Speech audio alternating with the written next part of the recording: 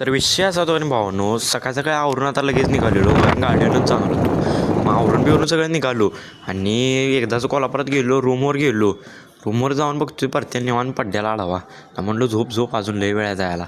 तेवढ्यात लाईट गेली बोंबा बोंब काय दिसेना डायरेक्ट अकॅडमीत गेलो आणि अकॅडमी झाल्यावर आता डायरेक्ट गेलो रूमवर गेल्यावर निवांत बसलेलो. आता काय कामं नव्हती मग निघालो जेवण. यांचं काय काय चालू होतं चेष्टेत. मग जेवण बिवून झाल्यावर आता डायरेक्ट म्हटलं तर रूमवर जाऊया. रूमवर गेलो डायरेक्ट आणि निघालेलो जरा मित्राच्या रूमवर. आमच्या इथनं पुढे जराशीच आहे. म्हणलो जाऊया चला मित्राच्या रूमवर. बारकीचं मी आम्हाला कुठनं नेतं आम्हालाच कळत नव्हतं.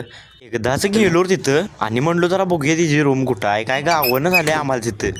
समय आपला लागलाय दारं उघडून सगळ्यांची बघायला आहे का नाही. तेव्हा 2-3 दारं उघडून बघितलं तो कुठं काय गावना.